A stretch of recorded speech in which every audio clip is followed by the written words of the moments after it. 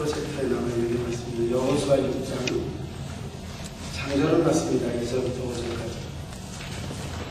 여호수아 6장 2절부터 5절.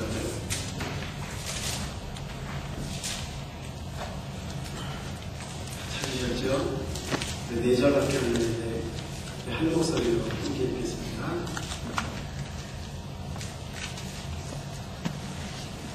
여호수아 6장 2절입니다. 시작.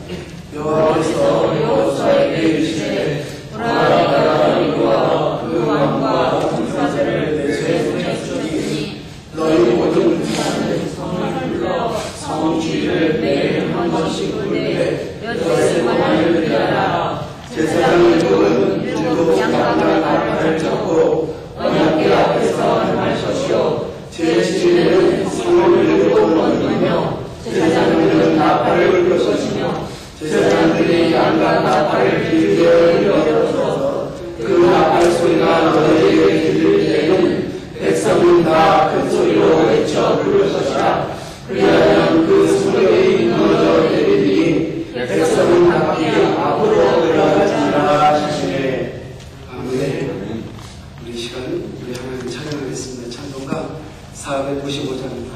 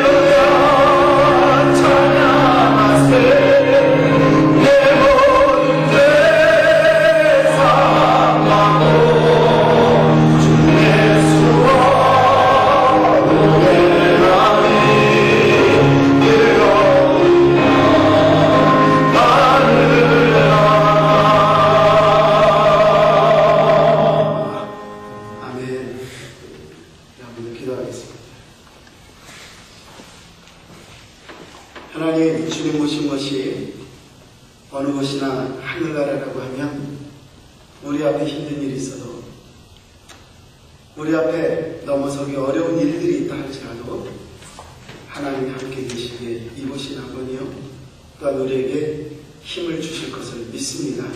아버지 하나님, 생각해서가 아니라 세상 사람들의 말을 들어서가 아니라 하나님 앞에 예배함으로 하나님을 만남으로 우리의 삶의 힘과 용기와 또한 하나님으로부터 온 격려의 말씀을 듣기를 소원합니다.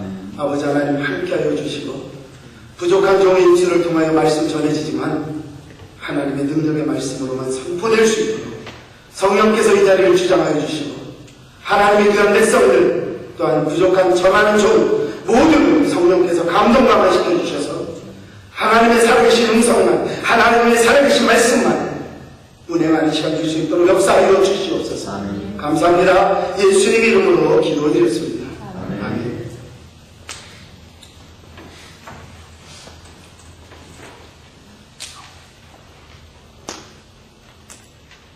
여러분들 생각에 우리의 삶에 우연이라고 하는 것이 어느 정도 존재한다고 생각을 하십니까?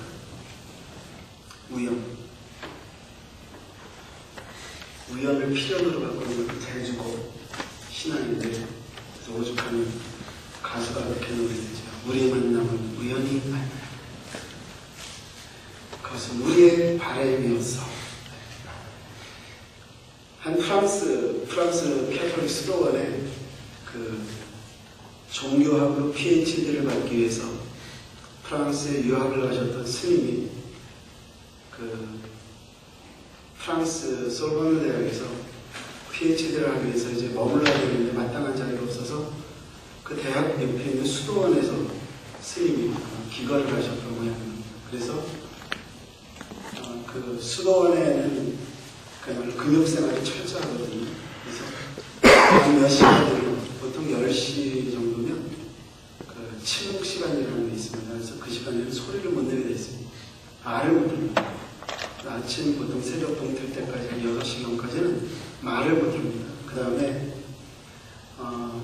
우리는 믿음으로 말미암아 의롭다함을 받고 그 의로 말미암아 믿음으로 말미암아 의 신학적인 용어로는 우리가 칭의라고 부르는데 그 믿음으로 말미암은 의로 우리는 하나님의 그 구원하심을 입는다 해서 구원을 받는다 이렇게 얘기를 하는데 캐톨릭에서는 구원관이 그들이 성경을 들고 있지만 사실은 다릅니다.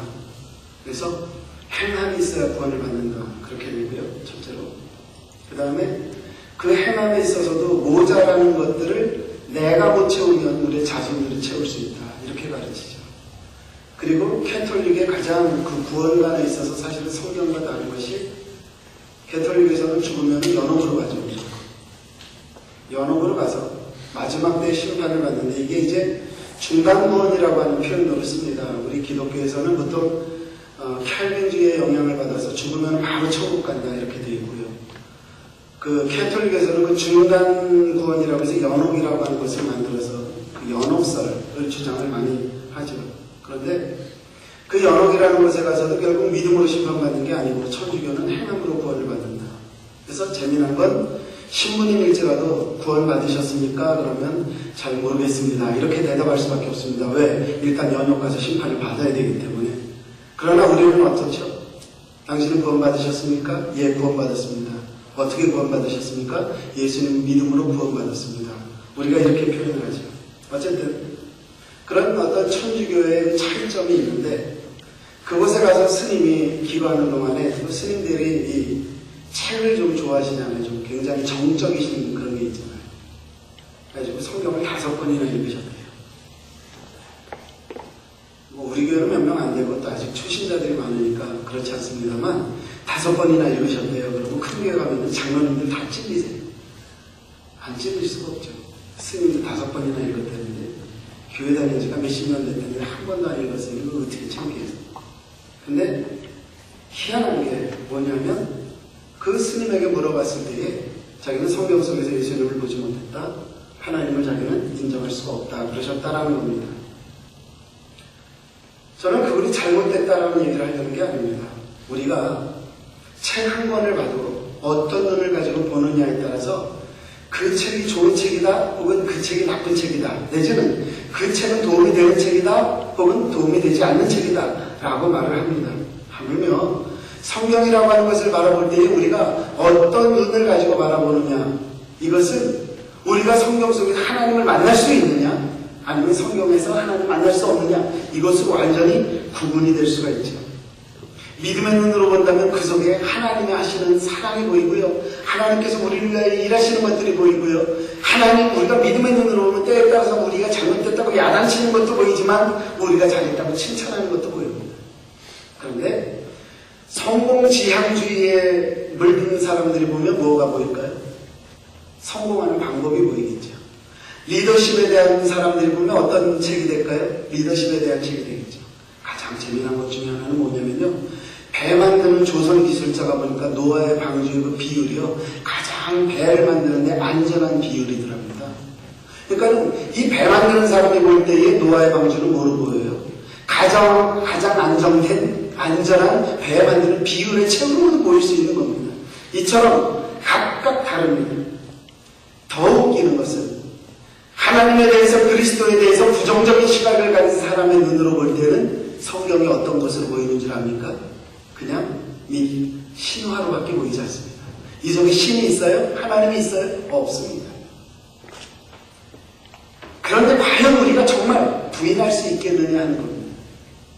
제가 이 말씀을 준비하면서 제일 힘든 부분이 사실 이 서론 부분이거든요. 이걸 어떻게 해야지 우리 성도님들이 오늘 무슨 얘기를 하려는데 저렇게 이끌어갈까 막 이러면서 빠져들어가야 되는데, 서두가 재미없으면 이거 완전히 새거든요. 김이 피식하고. 근데 이 말씀을 준비하다가 갑자기 탁 떠오르는 게 뭐였냐면 공기라는 것이죠. 공기. 여러분 공기가 있다 없다 의식하고 사십니까? 의식 안 하죠.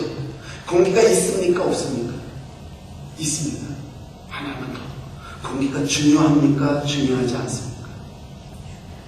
굉장히 중요합니다. 근데 신경 써요? 안 써요? 신경 안 써요. 어쩌면 우리가 신앙생활을 하는 데 있어서 하나님에 대한 부분도 마찬가지가 아닐까 생각합니다. 하루 24시간 중에 여러분 하나님 몇 분 생각하십니까? 1분, 2분, 3분, 5분, 와, 많이 생각하는 겁니다. 한 15분, 거의 목사님 수준입니다. 그렇지 않을까요?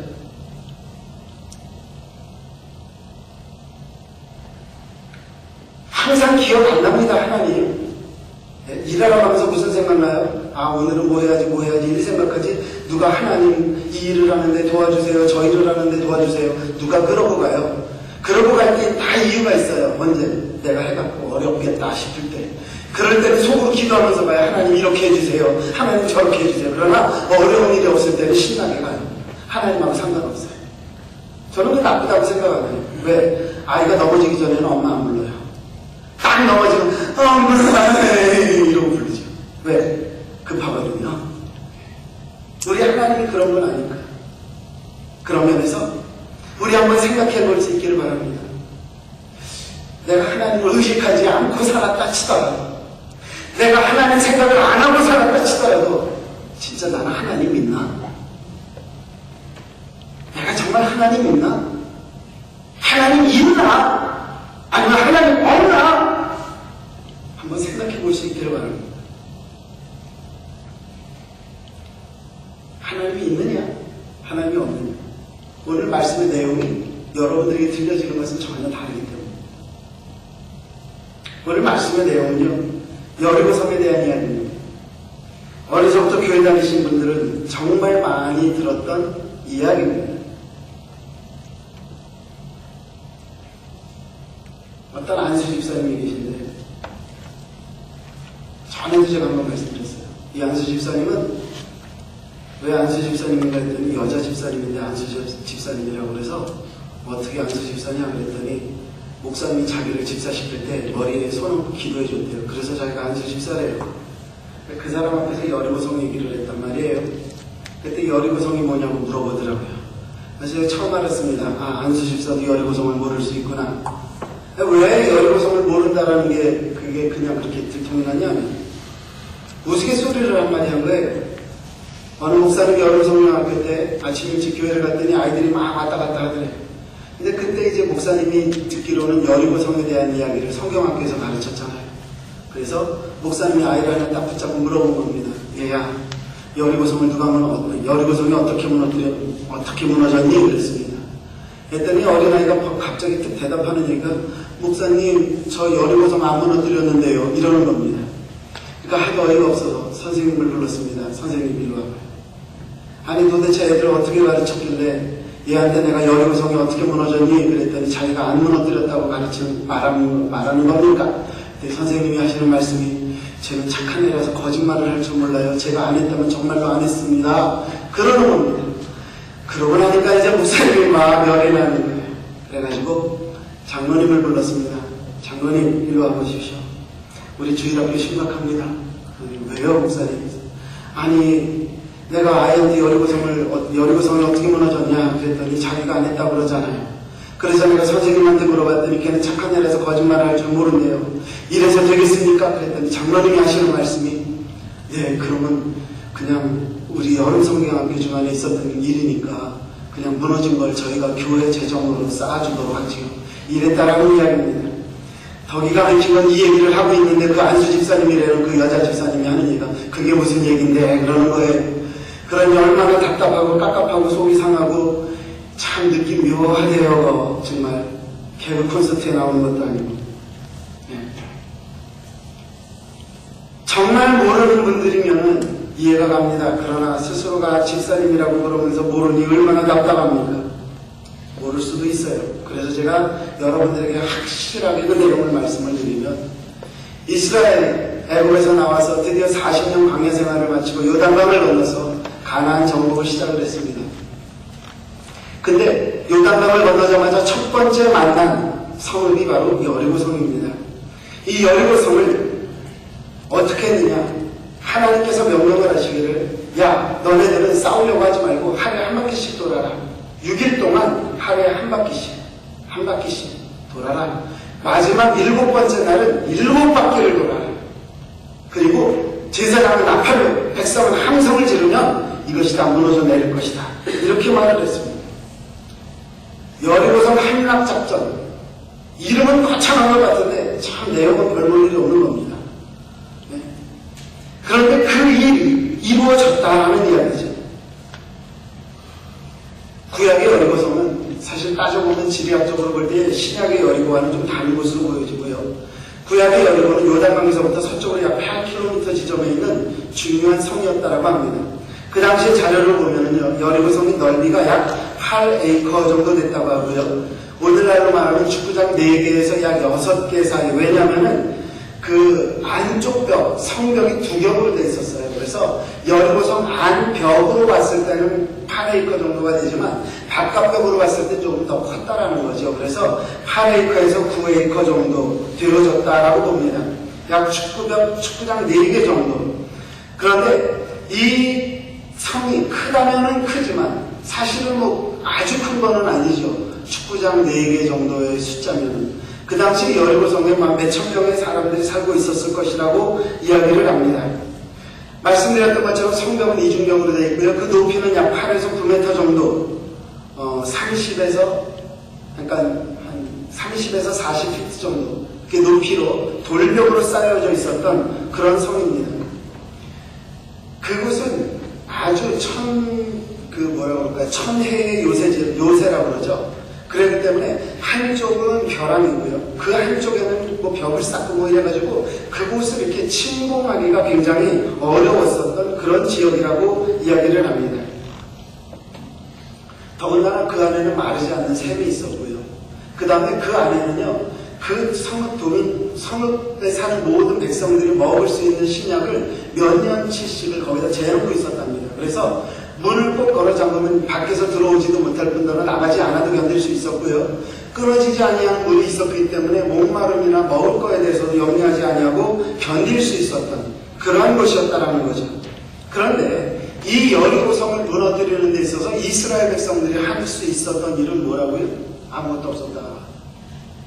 기껏 했다는 게 뭐예요? 빙빙 돌아라, 강당수월래, 뭐 이런 거밖에 할 수 있는 것이 없었다라는 거죠. 이 말씀 속에서 언뜻 지나가면서 느꼈던 건 그겁니다. 하나님이 원하시는 일을 하는 데 있어서는 큰 일과 작은 일이 있는 것이 아니라 하나님이 원하시느냐 원하시지 않느냐만 있구나. 물론 문득 그런 생각을 하면서 이 말씀을 준비해보게 되었습니다.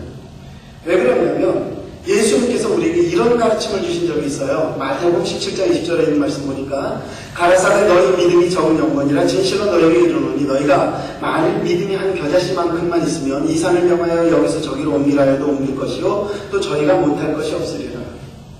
산 하나를 옮기는 믿음은 겨자씨만한 믿음만 있어도 된다. 그러니까 믿음이 크다, 믿음이 작다의 문제가 아니더라는 얘기죠. 사실은 믿음이 살았느냐, 믿음이 죽었느냐의 문제지 믿음이 크다 작다는 아닌 것 같아요. 적은 믿음이라도 있으면 어떻다? 산을 옮기려도 옮길 만한 능력을 발휘할 수 있다라고 하는 거죠.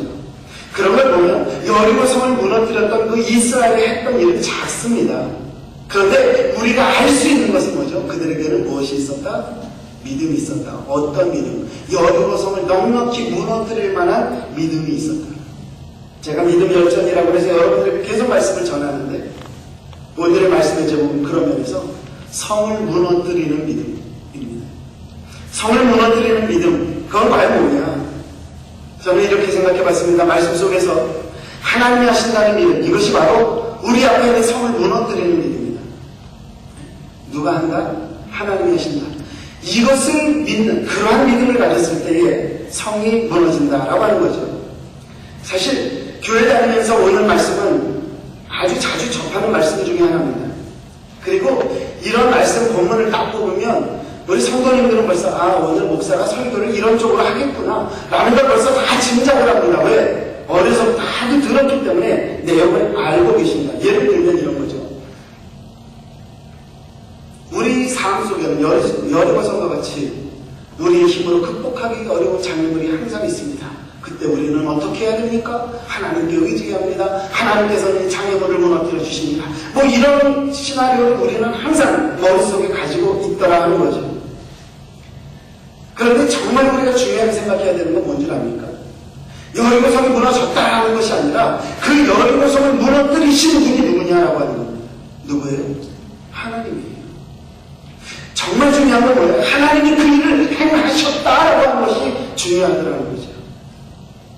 우리의 삶에 있어서 아무리 어려운 일이 있고 아무리 힘든 일이 있다 하더라도 그것이 우리에게 겁을 주지 못하는 이유 중에 하나가 뭐냐? 하나님이 치우시면 별일이 아니더라 하는 것 때문에 그렇습니다.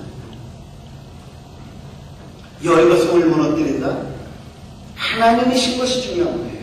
왜? 하나님께서 뭐라고 말씀하셨기 때문에 여리고성을 무너뜨리는 것뿐만 아니라 그 땅을 이스라엘에게 주겠다라고 결정을 하신 분이 누구세요? 하나님이시거든요. 여호수아 1장 5절에 있는 말씀 보니까 제사장들이 양각 나팔을 길게 울려 불어서 그 나팔 소리가 너희에게 들릴 때에는 백성은 다 큰 소리로 외쳐 부를 것이라. 그리하면 성벽이 무너져 내리리니 백성은 낮게 앞으로 올라가라. 너희는 이렇게 해라. 그러면 무너져 내릴 것이다. 불기만 하면은 그건 누가 할 일이에요? 백성들이 할 일이에요. 무너뜨리는 건 하나님이 하신 일이에요. 작정을 하셨어요. 여기서 중요한 게 그겁니다. 저와 여러분들이 하나님을 어떻게 생각하느냐 하는 거예요. 하나님이 불어라 그럴 때 나팔을 불고 소리를 쳐라 그럴 때 소리를 외치면 무너뜨리는 걸 하나님이 하시는데 우리는 뭐라고 그러냐면 나팔 불어라 분다고 될까요? 소리 질러라. 아유 소리 지른다고 될까요? 이거 그래도 가가지고 돌과 돌 사이를 내가 하다못해 손가락으로 좀 파야 되는 거 아닙니까? 우리는 이런 생각을 하고 있더라 하는 거죠.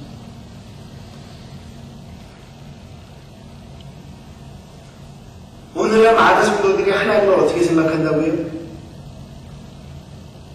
마술램프에 들려있는 진화같이 들려요. 지니같이. 아니면 우리 전래동화에 나오는 도깨비 방망이처럼 생각을 해요. 그래서 하나님을 어떻게 여기느냐? 금 나와라. 금이 나와야 돼요. 우리 비즈니스 형통해야 돼. 안 해? 하나님 도대체 내가 뭘 잘못했습니까? 또 이런 거 나와요. 그러다가 어느 날 정말 힘들면 아이고 잘못했습니다. 뭐 잘못했는지도 몰라요. 하나님을 도깨비 방망이로 생각하고 하나님을 진리를 생각을 하면 그게 잘못된 건데 그거에 대해서는 얘기하지 않습니다. 성경이 말하는 하나님은 어떤 분이신 줄 압니까? 사무엘하 22장 33절 말씀. 하나님은 나의 견고한 요새시며 나를 온전한 곳으로 인도하시며 하나님 내가 피할 수 있는 요새가 되신다. 믿으십니까?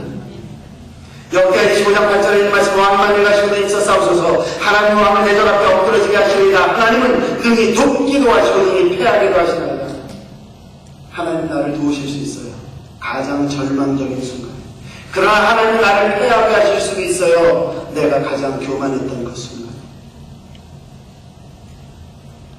욥기서 5장 9절에 있는 말씀 보니까 하나님은 크고 측량할 수 없는 일을 행하시며 기이한 일을 셀 수 없이 행하신다 말을 했습니다. 내 삶 주변에 있는 내가 상상할 수 없는 내가 계획하지 않았던 일들 어떻게 해서 벌어지느냐? 하나님이 하시기 때문에 벌어지는 겁니다. 누가복음 18장 27절에 가라사대 물을 사람이 할 수 없는 것을 하나님은 하실 수 있는 일이다. 이분이 하나님이십니다. 여러분들이 믿거나 말거나 하나님은 피난처가 되시고 이기게 하시고 지기도 하시고 기이한 일들을 하시고 무엇보다도 사람이 할 수 없는 일을 하시는 분, 그분이 하나님이시라는 이야기입니다. 이스라엘 백성들이요 40년 동안 광야 생활을 했습니다. 그 속에서 저들이 무엇을 깨달았을까요? 하나님을 깨닫지 않았겠습니까? 40년의 광야 생활. 그렇기 때문에 이스라엘이 알게 된 것은 뭐예요? 하나님은 하실 수 있다라고 하는 겁니다. 광야에 물이 없는데 반석에서 물이 나게 하십니다. 제가 그런 농담 여러분들에게 드리죠. 물 중에 제일 좋은 물이 무슨 물이에요? 석수예요, 석수. 세계에서 가장 좋은 육각수의 물을 만들어내는 물이 어디죠? 어느 나라 물이죠? 스위스 물. 이름이 뭐죠? 에비안. 아세요? 한동안 들고 가짜가 들어가가지고 난리가 났었습니다만, 천연수로서 육각수에 가장 가까운 게 에비안이에요. 안 믿으세요? 그런데 농담처럼 어느 목사님이 하셨는데 저는 그 말이 잊혀지지 않아요. 광야에서 물을 줄 때 어디서 물이 났죠? 반석을 쳐서 물을 내셨고요. 반석에게 명하라고 해서 물을 내주셨어요. 석수예요. 석수라고요. 하나님은 우리에게 나쁜 거 주시는 분이 아니세요.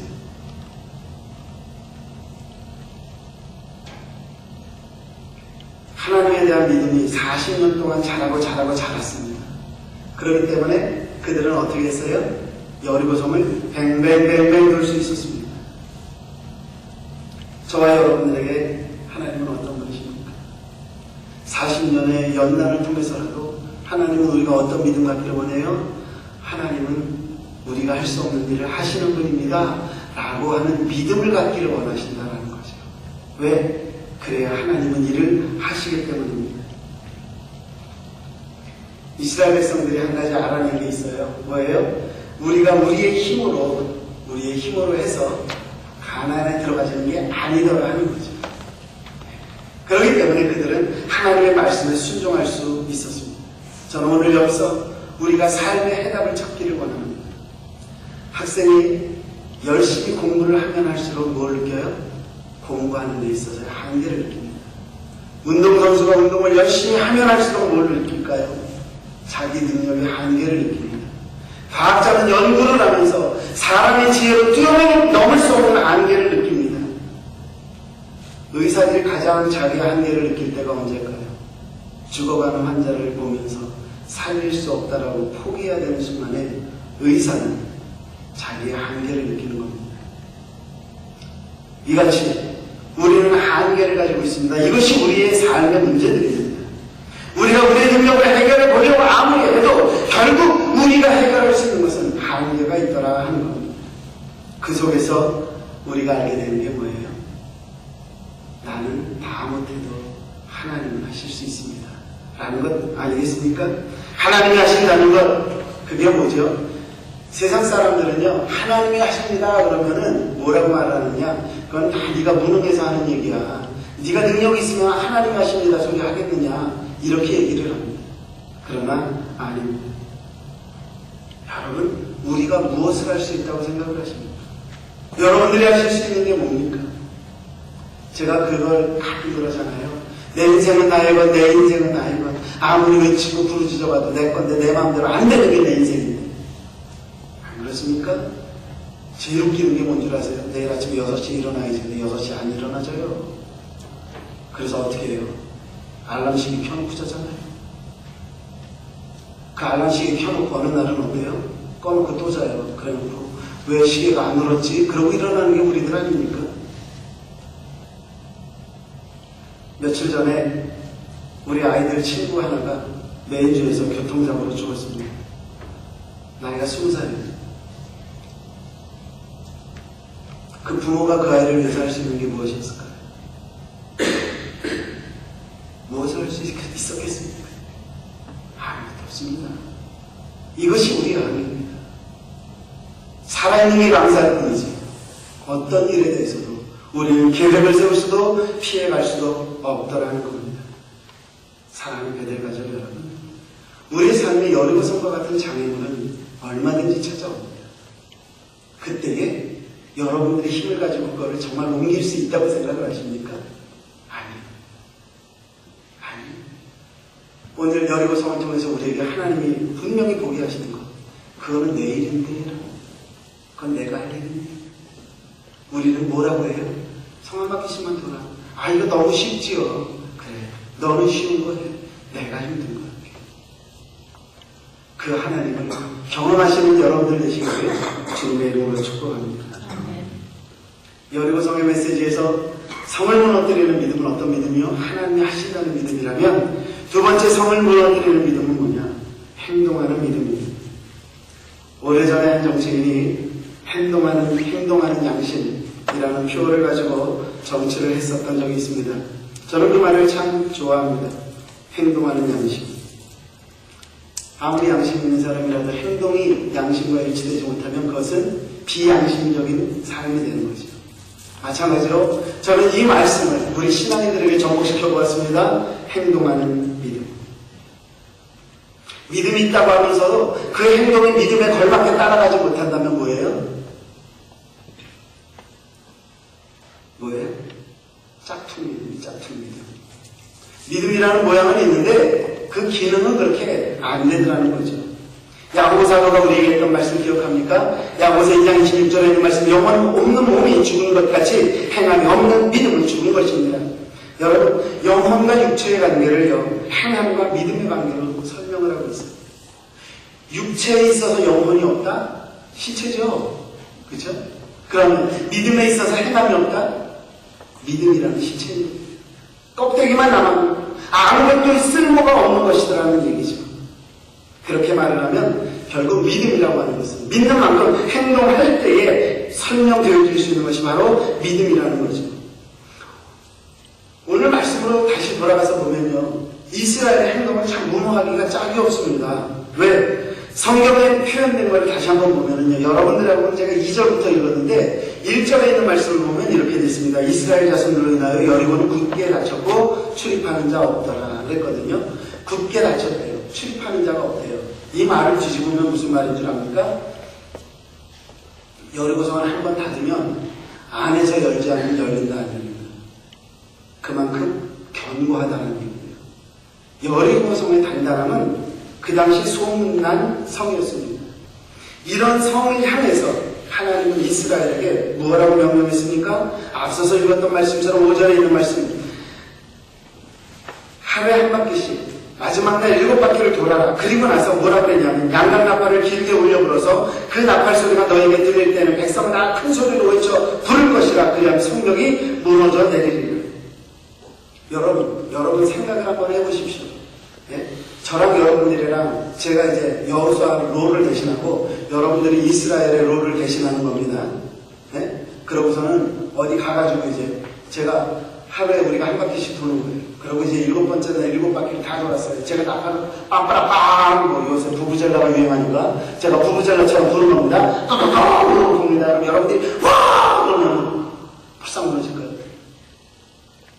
이게 돼 먹는 방법이라고 여러분 생각이 드십니까?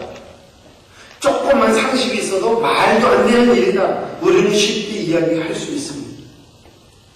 그런데 중요한 건 뭐냐? 믿음이라는 것은 우리의 상식을 뛰어넘는 초월적인 행동을 하게 하는 것이 바로 믿음이더라 하는 거죠.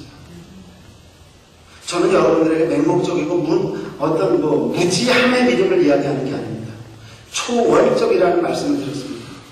분명히 내 상식으로는 안 되는 거지만 하나님께서 이렇게 하는 것이 좋다라고 했을 때 할 수 있다면 그것이 뭐예요? 행함과 믿음이 같이 가는, 하나님이 인정하시는, 즉 여리고성을 무너뜨리는 믿음이 된다라고 하는 거죠. 이와 비슷한 사건이 사실 훗날 발생을 합니다. 미디안이라는 나라가 이스라엘을 괴롭힐 때에 하나님이 기드온이라고 하는 사람을 뽑아 쓰시죠. 그러면서 야, 저 미디안과 싸워라 그랬습니다. 그때 기드온이 온 나라에 방을 붙입니다. 그래가지고 이제 미디안과 싸워야 되니까 싸울 수 있는 사람 다 나오시고 할 때 몇 명 왔는데 3만 명 왔어요. 3만 명이 왔는데 여러분 이 중에서 걱정되는 사람들 다 가십시오 할 때 2만 명이 와서 1만 명 왔어요. 그런데 하나님께서 뭐라고 그러세요? 야, 그것도 많다. 많다. 그래가지고 어떡할까? 그래서 저희 가서 물을 좀 먹여봐라. 그랬어요. 시냇가에 가서 물을 먹습니다. 너무너무 목이 마르니까 어떤 사람은 칼을 옆에 놓고 땅을 딱 짚고 막 물을 마시는 겁니다. 막 칼을 놓고 손으로 물을 마십니다. 그러나 어떤 사람은 칼을 쥐고 한 손으로 물을 떠먹든 먹는 사람이 있습니다. 하나님께서 말씀하십니다. 칼을 손에서 놓지 않는 자를 추려봐라. 300명입니다. 그래, 그거면 됐다. 300명을 가지고 미디안 군사와 싸움을 시작을 합니다. 그때에 하나님께서 저들에게 주셨던 말씀이 사사기 7장 2절에 있는 말씀인데 이렇게 되어 있습니다. 여호와께서 기드온에게 이르시되 너를 쫓은 백성이 너무 많은즉 내가 그들의 손에 미디안 사람을 붙이지 아니하리니 이는 이스라엘이 나를 거스려 자긍하기를 내 손이 나를 구원하였다 할까 합니다. 무슨 말인지 아시겠어요? 3만 명을 데리고 너네들이 싸워서 이기면 너네들이 그때 뭐라고 말하는 줄 아니? 내가 힘이 있어서 싸웠다 이럴 거라는 거예요. 아니, 너희가 싸울 문제가 아니라 내가 싸울 문제다. 다 내려놔라 라고 말씀을 하셨던 거죠. 여러분, 우리는 우리가 살면서 내가 잘나서 내 힘으로 무언가 했다는 것을 세상에 보이고 싶어 합니다. 그것을 우리는 명예라고 부르는데요. 이것을 교회 안에서도 우리는 자꾸 하려고 합니다. 근데 왜 그런가 생각을 해봤어요. 그랬더니 이런 것 같아요. 내가 스스로 할 수 있는 일이 별로 없어요. 그러니까 조금만 할 수 있으면 그거 드러내고 자랑하고 싶어서 난리가 나는 거예요. 왜? 제대로 할 수 있는 게 없거든요. 제대로 할 수 있는 게 없거든요. 왜? 사람의 한계가 있으니까.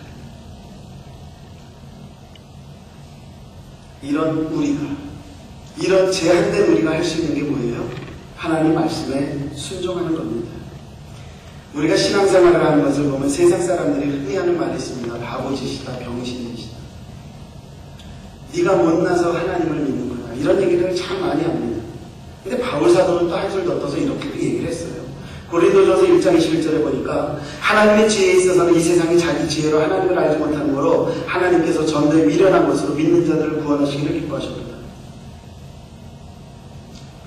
한마디로요, 세상 사람들이 미련하는 그 미련함을 가지고 하나님의 탁월함이 전도하게 하신다. 그런 말이에요. 교회 다니는 사람 미련해요. 어떨 때는 참 못났어요. 오른뺨 맞으면 왼뺨 놀려대라고 하니까 참 못났죠. 그러나 하나님은 그 속에서 무엇을 나타내셔요? 그 사람만이 가지고 있는 힘을, 그리스도의 힘을 나타내시더라는 거죠. 고린도전서 3장 19절에 있는 말씀 보니까 이 세상 지혜는 하나님께 미련한 것이니 기록된 바 지혜 있는 자들로 하여금 자기 괴율에 빠지게 하시느니라 하여. 이 세상 지혜가 하나님 앞에서는 뭐예요? 미련한 거예요. 여러분, 똑똑한 거 좋아하시죠? 아유, 우리 애는 참 똑똑해요. 죄송하지만 똑똑한 건 무식하다는 얘기입니다. 정말 똑똑하고 똑똑함의 긍정적인 표현은 뭔지 압니까? 지혜입니다. 그럼 똑똑함과 지혜의 차이는 뭔지 압니까? 똑똑한 지식을 다스릴 줄 아는 힘을 가진 것이 지혜입니다. 그러니까 아무리 똑똑해도 지혜가 없으면 남들한테 왕따 당하기 쉬워요. 그러나 똑똑한 사람은 지혜를 가지면 모든 사람이 그 사람을 두려워하게 되고 그 사람 앞에 무릎을 꿇게 되어 있습니다. 저는 여러분들이 세상적인 사람들의 비교 속에서는 탐험함이 없을지 모르지만 이 세상 속에서 살아가는 모든 그 똑똑함을 다스리는 지혜의 면에서 있어서만큼은 하나님이 주시는 지혜로 말미암아 탁월함을 소유하시기를 주님의 이름으로 축원합니다. 그게 뭐예요? 그게 바로 행동하는 믿음을 가지는 자, 하나님에 대한 절대 믿음을 가지고 그대로 행하는 것입니다. 여러분, 믿음이라는 것은요, 사실 어떻게 보면 굉장히 단순합니다. 그래서 미국에서는 그런 일이 비교적 적습니다만 한국 같으면 이제 차들이 워낙에 빈번하게 다니잖아요. 좁은 길에서도 막 차들이 다니고. 그런데 거기서 느끼는 것 중에 하나가 엄마가 이렇게 애가 딱 엄마가 눈에 보이면요, 어린아이들은요, 엄마만 보면 나머지는 보입니까 안 보입니까? 안 보여요. 그러니까 차가 이쪽에서 오는데 차를 봐요, 안 봐요? 안 봐요. 누구만 바라봐요? 엄마만 바라봐요. 그리고 딱 튀는 겁니다. 엄마는 막 땀이 비직비직 흘러요. 왜? 차가 샥 하고 지나갔기 때문에. 그 다음에 뛰어온 아이가, 얘는 뭐 겁나는 게 없어요. 엄마만 있으면 세상이 다 내 거니까. 막 뛰어왔단 말이에요. 그럼 탁 끌어안고서, 야, 너는 나를 믿으니까 그렇게 빨리 들어왔어. 너는 안 다칠 줄 내가 알았어. 이러는 게 아니라 뭐예요? 땀 내려놓고 벼락같이 소리를 지르면서 너 죽으려고 환장해. 꼬마야. 차 오는 거 안 보여. 막 이래가면서 막 야단을 쳐요. 근데 걔가 아이 눈에는 보여요? 안 보여요? 안 보여요. 왜? 엄마를 믿기 때문에. 엄마만 보고 있기 때문에 보이는 게 없는 거예요. 행동하는 믿음은 언제 가능한 줄 압니까? 죄송하지만 우리가 하나님하고 눈이 맞을 때만 가능합니다. 내가 옆에 바라보면서 하나님이 원하시는 대로 행동할 수 있을까요? 안 되지요. 내가 정말 올바른 신앙을 하기 위해서는 하나님과 눈이 맞아야 된다는 거죠. 여러분, 신앙생활을 한다고 하면서요, 이런저런 이유로 기도하지도 않아요, 말씀 보지 않아요, 전도도 하지 않아요, 말씀 묵상도 하지 않아요, 그나마 배우지도 않아요, 그럭저럭 교회만 왔다 갔다 해요. 성경 공부를 한다고 해도 대충 왔다 갔다만 해요. 뭐 들으면 듣나보다 말면 많아보다 아무런 상관이 없어요. 그래가지고 신앙이 잘할까요? 한번 따라해 보십시다. 신앙은 결심이다. 그냥 저절로 안 돼요. 절대로 그냥 안 돼요. 내가 신앙생활을 해보겠다 그러면 내가 신앙생활을 하기 위한 어떠한 행동이 있어야 된다는 거죠. 내가 정말 열심히 했는데도 믿어지지 않을 때에 어느 날 딱 자리 틀고 앉아가지고 하나님 안 보여주면 나 교회 안 가라고 때를 쓸 수 있을 만큼 뭔가 분명한 결단이 있어야죠. 하나님이 살아계셔. 그럼 나에게 좀 나타나니까 보여주던가 증거를 주던가 뭐 그거에 대해서 따지고 신앙생활을 해야지. 그냥 하나보다 만나보다 하나보다 하나보다 이것은 신앙생활이 아니에요. 종교생활이에요. 종교생활.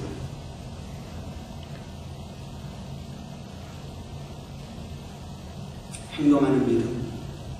행동은 믿음만큼 하는 겁니다. 따라서 저는 여러분들이 여리고성을 무너뜨릴 만큼의 믿음의 행동을 통해서 성을 무너뜨린 그 믿음이 하나님에게 인정받게 되시기를 주님의 이름으로 축복합니다. 하나만 더 말씀드릴게요.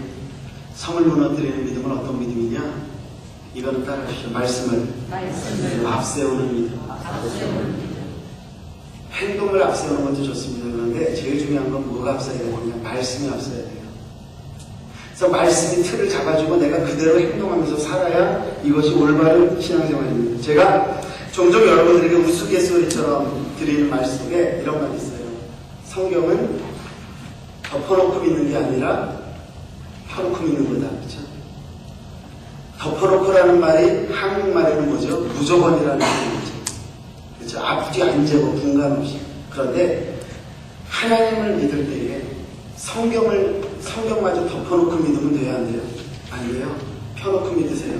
내용은 여러분들이 믿어지는 만큼 믿으십시오. 억지로 믿으려고 그런다고 믿어지지도 않을 뿐더러 여러분들이 깨달아야 믿어지는 거기 때문에 성경책을 펴놓고 믿어야 된다. 제가 그런 말을 합니다. 또 이런 말이 있죠. 서당계 3년이면 풍어를 읊는다는 말이 있지만 그래봤자 개소리다 라는 말씀도 드린 적이 있어요. 왜 제가 그런 말씀 드려요? 아무리 교회를 다니면서 들은 풍을 갖고 이런 말 저런 말 해보지만 결국 우리가 신앙생활 하는데 가장 중요한 건 뭐예요? 내가 하나님의 말씀을 읽고 깨닫고 은혜 받는 것만큼 중요한 말씀 없어요. 그렇기 때문에 하나님 앞에서 신앙생활하는 것은 말씀이 나에게 있어야 신앙생활이 제대로 되는 거지 말씀 없이는 신앙생활이 제대로 될 수 없다라고 하는 겁니다. 성경 읽어라 하는 거 그냥 드리는 말씀 아니에요. 예. 오늘 이스라엘 백성들을 한번 볼까요? 어떻게 돌았나? 읽지는 않았습니다만 6절 이하의 9절까지 보면 이렇게 되어 있습니다. 눈의 아들 여호수아가 제사장들을 불러 그들에게 이르되 너희는 언약궤를 메고 제사장은 7 양각 나팔을 잡고 여호와의 궤 앞에서 행하라고 또 백성에게 이르되 나가서 성을 돌되 무장한 자들이 여호와의 궤 앞에서 행할지니라. 여호수아가 백성에게 이르기를 마침에 제사장 7이 7 양각 나팔을 잡고 여호와 앞에서 진행하며 나팔을 불고 여호와의 언약궤는 그들을 따르며 무장한 자들은 나팔 부는 제사장들 앞에서 진행하며 후군은 궤 뒤에서 행하고 제사장들은 나팔을 불며 행하라. 나팔을 간다고 하는 그 언약궤라는 말이 나오는데, 언약궤라고 하는 것은 모세 십계명 돌판을 집어넣고 만나를 집어넣었던 그 법궤를 이야기합니다. 이 법궤는 그 당시에 성경이 있었던 때가 아니었기 때문에 언약궤가 가지는 가장 중요한 내용은 하나님의 말씀이 앞에 있다는 겁니다. 물론 그 법궤 위에 구름 기둥과 불 기둥이 있어서 그것이 떠오르거나 내렸을 때에 진행을 하고 멈추는 일이 구약 성경에 나타나 있습니다. 그러나 언약궤라는 말에 있어서 가장 중요한 건 카버넌트라는 말이고요. 그거를 갖다가 오늘날 영어 성경에 테스트먼트라고 얘기를 하죠. 그래서 올드 테스트먼트, 구약, 뉴 테스트먼트, 신약, 이것이 이 언약궤에 대한 이야기입니다. 그러면 하나님의 말씀이 가는 것이 가장 소중한 거예요. 하나님의 나팔을 불면서 하나님의 말씀이 가면서 언약궤가 갑니다. 그 뒤에 사람들이 줄줄줄 따라갑니다. 말씀이 앞서는 것, 이것이 얼마나 소중한지 모릅니다. 오늘은 우리 신앙생활이 어떻게 돼야 된다고요? 하나님의 말씀이 앞에 가야 되는 겁니다. 우리 권사님 신앙생활하는 거니까, 우리 집사님 신앙생활하는 거니까, 우리 장로님 신앙생활하는 거니까, 우리 목사님 신앙생활하는 거 보니까 그거 중요한 거 아니에요. 사람은 여러분들의 신앙생활의 기준이 될 수 없습니다. 우리들의 신앙생활의 기준은 반드시 성경이어야만 합니다. 하나님의 말씀이 앞서서 가야 됩니다. 그렇기 때문에 성경에는 성경에 대한 이야기를 많이 말하고 있는데 시편 119편 50절에 있는 말씀, 이 말씀은 나의 곤란 중의 위로라 그랬습니다. 내가 하나님을 믿고 따라갈 때에 그 하나님의 말씀이 나에게 위로가 되더라는 겁니다. 119편 105절에 보니까 주의 말씀은 내 발에 등이요 내 길에 비치니이다 그랬습니다. 내가 어디로 가야 될지를 알려주더라는 얘기죠. 잠언 30장 5절에 있는 말씀, 하나님의 말씀을 다 순전하여 하나님은 그를 의지하는 자의 방패가 되신다 라고 말을 했고요. 예레미야서 15장 16절에 있는 말씀, 만군의 하나님 여호와시여 나는 주의 이름으로 일컬음을 받는 자라. 내가 주의 말씀을 얻어먹었사오니 주의 말씀은 내게 기쁨과 내 마음의 즐거움입니다. 하나님의 말씀이 내 앞에서 가는 것이 이 세상의 무엇보다도 소중한데 성경을 안 읽어요?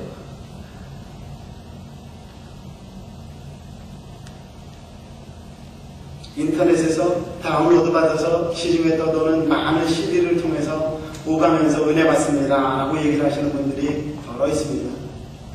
안 하시는 것보다 낫습니다. 그런데 제발 부탁하는 건 귀를 키우지 마십시오. 말씀을 내가 읽고 묵상하고 함으로 여러분들의 심장을 키우십시오.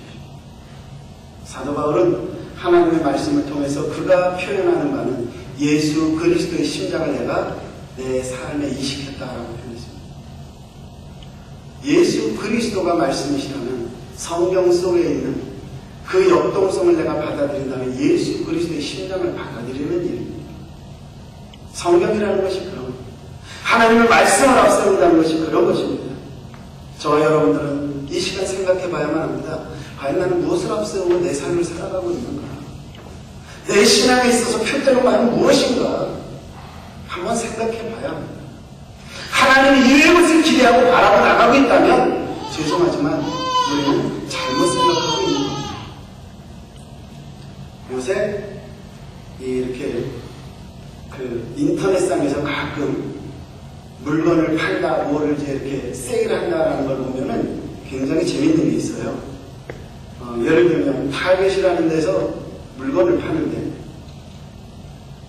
1불짜리 물 10개를 사면 5불짜리 그 기프트 서티피케이트를 그 자리에서 줍니다. 선물 카드를. 물 1불짜리 10개를 샀는데 5불을 줘요. 그런데 희한한 거는 그 10개를 사는 게 중요한 게 아니라 그 큐판이 있는데 한 사람이 5개까지 쓸 수 있어요. 똑같은 큐판을 5개까지 쓸 수 있는데 하나 사면 하나 공짜가 되나 아니면은 2개를 사면은 50%를 깎아주나 그런 게 있어요. 그래갖고 그 물값을 계산을 해봤더니요 어떻게 되냐면 그 큐판을 다 쓰고 그랬더니 결국은 세금만 내고 물 10개를 갖고 오더라고요. 1불짜리 물을. 세금만 내고. 그런데 그거는 굉장히 특별한 경우고요. 한 번은 제가 베럴리를 샀습니다. 스테이플에서. 베럴리를 샀는데 9불 99예요. 근데 그게 리월드에서 오는 게 10불씩 오더라고요.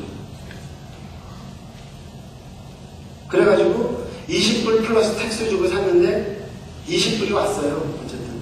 그래가지고 그거 갖고 딴 거를 또 샀거든요. 딴 거를 또 사는데 75브로치를 사면 또 25불을 깎아주겠대요. 그래갖고 75브로치를 샀는데 25불 깎아주니까 50불에 20불 리워드를 냈죠. 그때 30불 플러스 텍스를 냈는데 30불 플러스 텍스를 내고 나니까 20불짜리 리베이트 카드를 또 주더라고요. 그러니까 75브로치를 사고 저 10불 냈다는 거 아니에요. 20불. 잘 쓰면 땡 잡아요. 잘 쓰면 땡 잡아요. 하나님의 말씀 제대로 앞세우고 가면 땡 잡아요. 사람 따라가지 마세요. 사람 따라가지 마세요. 말씀이 길. 사랑하는 배들가족 여러분, 누구나 살아가면서 이런저런 여리고성과 같은 장애물 만납니다. 그 장애물 극복하는 방법 저마다 다르죠. 그런데 오늘 여호수아와 이스라엘은 여리고성을 무너뜨림에 있어서 가장 쉬운 방법, 가장 말도 안 되는 것 같은 방법을 썼습니다. 자기 힘들인 거 별로 없어요. 그저 하나님이 하실 것이다 생각했기 때문에 그는 어떻게 했어요? 최소한의 힘을 들였어요. 하루에 한 바퀴 돌았어요. 마지막은 조금 피곤하게 7바퀴는 돌았지만 6일 동안 성경을 다시 돌아가면 뭐라고 되어 있는 줄 압니까? 한 바퀴 돌고 집에 와서 잤대요. 한 바퀴 돌고 잤대요. 그러니까 하루에 한 바퀴씩만 도는 거예요. 하루에 7바퀴를 도를 수 있는데 한 바퀴만 돌았으니까 8시간 일할 수 있는 사람이 1시간 일하고 땡친 겁니다. 쉬운 일한 거죠. 그러나 그걸 작다고 말하지 않았어요. 그 일이 작은 일이 아니었어요. 왜? 그것은 행함이 있는 믿음이었기 때문에. 행동하는 믿음이었기 때문에. 그들의 행동하는 믿음 속에 가장 중요한 것은 뭐였다고요? 말씀이 앞서갔다. 아무쪼록 여러분들은요, 하나님의 말씀을 앞세우는 성도이 되십시오. 그리고 하나님이 우리를 시키는 건 가장 쉬운 것이다 생각하고 그대로 말씀을 순종하고 행동함으로 말미암아 여러분들의 삶에 가로막고 있는 모든 장애물들을 무너뜨리고 넘어뜨리고 극복하고 이기는 하나님의 귀한 자녀들 되시기를 주님의 이름으로 축복합니다. 좋으신 아버지 고맙습니다. 여리고성을 통하여 주신 그 하나님의 은성 가슴에 새기겠습니다. 우리도 하나님의 말씀을 앞세우고 행동으로 순종하며 그로 말미암아 적은 일로 하나님의 일하심을 보아 우리의 삶에 있는 모든 것들을 이기며 극복하며 나가는 저희를 낼 수 있도록 인도하여 주시옵소서. 고맙습니다. 예수님 이름으로 기도드렸습니다.